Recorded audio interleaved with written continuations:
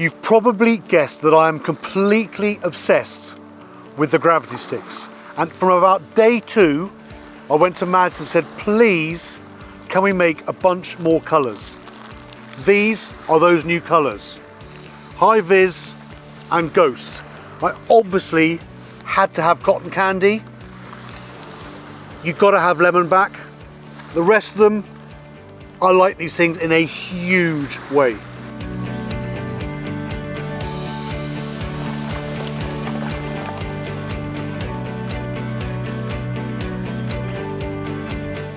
There are endless theories about what colour lure you should be using in light, dark, mucky water, clean water, sandy bottom, rocky bottom. You know, I've got my own theories, okay?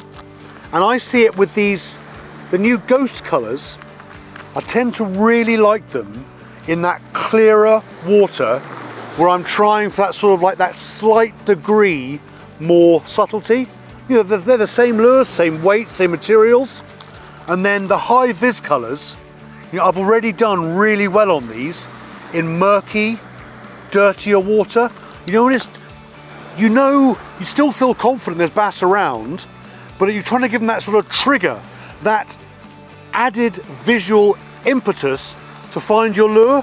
And that is when I turn to these, the HIGHVIS colours. I really like them when it starts to get a bit tougher.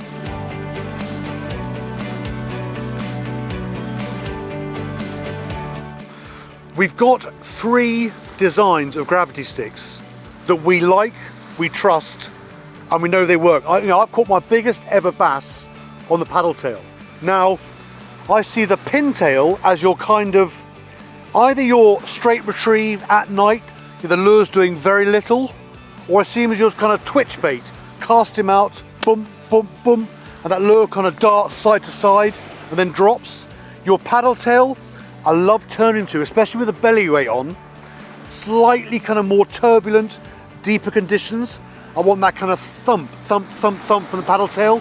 Love it in current. And the pulse tail, I find incredibly versatile, either with or without the belly weight. And I tend to fish it on a very simple, straight retrieve. And it's different to the paddle tail. The body of the lure hardly moves, but that pulse tail just pulses away. Whereas on the paddle tail itself moves and it kicks hard, but the whole body of the lure works. So we've got 3 very different kinds of lures, different colours, same weights. I cannot get enough of these things.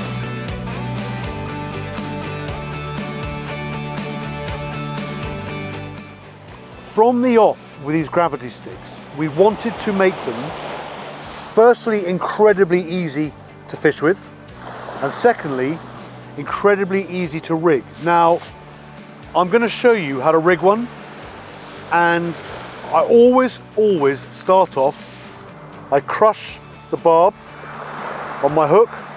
I don't use any barbs with any of my lure fishing, okay? Then I'm going to take the corkscrew on the front of our 6.0 Weedless hook. That goes in the center of the front of the lure. Push him in, give him a good squeeze, okay? So it almost kind of bites onto that first little bit of the corkscrew. Then you basically just screw it on to that little bit of metal corkscrew. Really easy. Now, I want to get so the lure is nice and flush to the hook, and that little protection against snagging up, I want that on the top, I want that slot on the top. Now we've also got a hole in the bottom of the lure in exactly the right place to stick your Weedless hook through. Put it through, into that Weedless slot, out it comes, and that is it, ready to fish.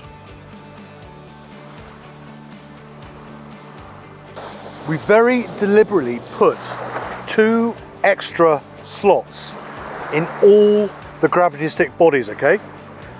I like to use that back slot for the weight insert. I tend to just lick the front of the insert, and look how that just slips in there. That's adding nearly 2 extra grams of weight, which can really help punching these lures into the wind. The second slot sits right behind where that mark is for the weedless hook to go into the body of the lure, okay? Again, I tend to just lick the front of the glass rattle I'm using here into that slot, just nudge him in, out of the way. Now in the body of that lure now, I've got a weight insert and I've got a glass rattle, and I have not affected the shape of that lure at all.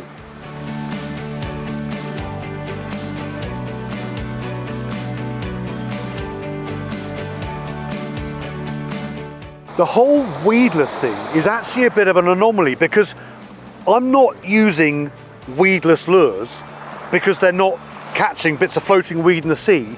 I'm using weedless lures because that hook point is tucking away from snags. I can fish the most evil ground and not really worry about these hooks snagging up.